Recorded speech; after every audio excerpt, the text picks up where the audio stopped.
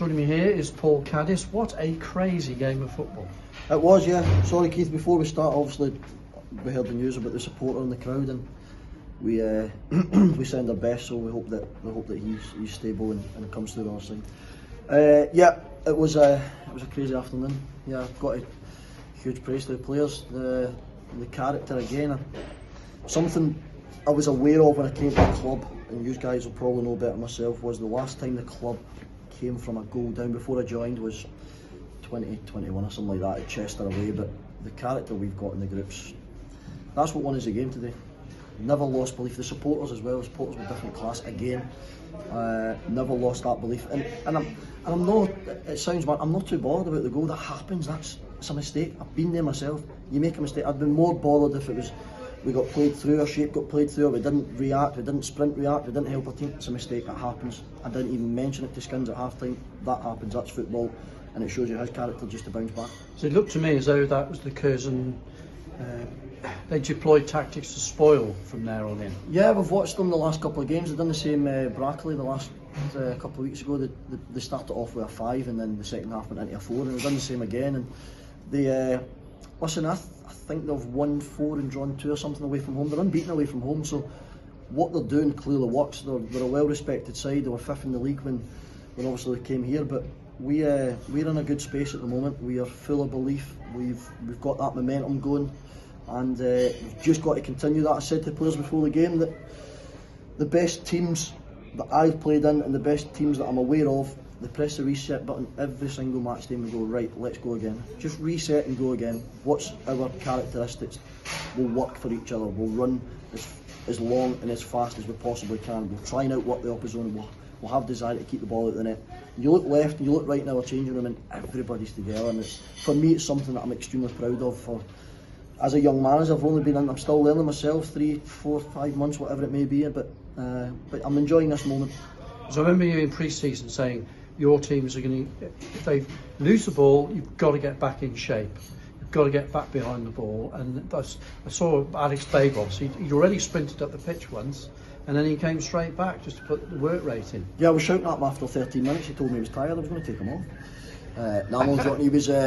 He's another one that just epitomises what the team and what the character I'm looking for in the dressing room. And I don't like losing football matches, but if you work extremely hard for your teammate, we stick together. It's part of football, unfortunately, losing games. We've only been badly beaten from Tamworth. That wasn't through hard work, it wasn't through character. I take the blame for that. It was me. I didn't set the team up properly, but since then our reactions have been different class. I'm really proud of everyone. I've got to say as well, listen, I publicly in front of everyone, and I'll do it in front of the camera, to apologise to Connor Stanley.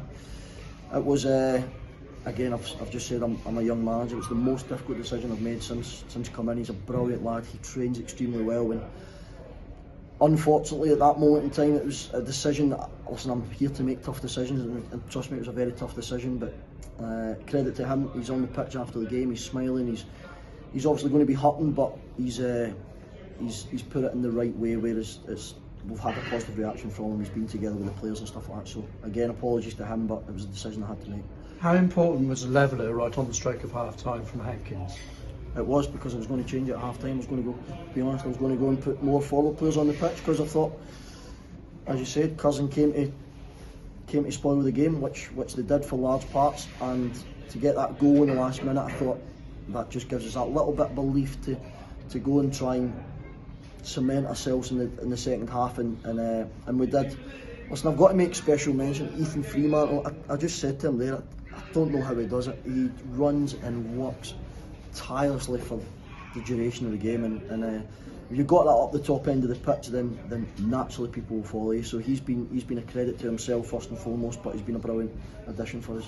I can't let you go without getting your views on the referee. He seemed to make a rod for his own back early in the match with all those early yellow cards.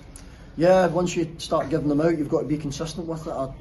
Curzon, I think, got caught in a bit of traffic before the game, and I had said to the referee that obviously I would do the same. If we were caught in traffic, then you want to try and slow the game down. And I said, just be aware of the game slowing down. I think the goalie took quite a bit of time at times to get the game going. I spoke to him at half time again and said he was well aware of it.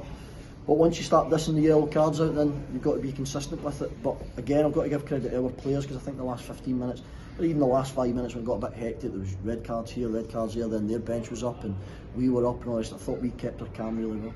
And I thought Adam Rooney chased that ball down to get the keeper sent off. Yeah, showed his blistering pace, didn't he, Keith? No, it was just the fact he challenged. If you got a young low-knee striker coming here, he wouldn't have even bothered to chase it.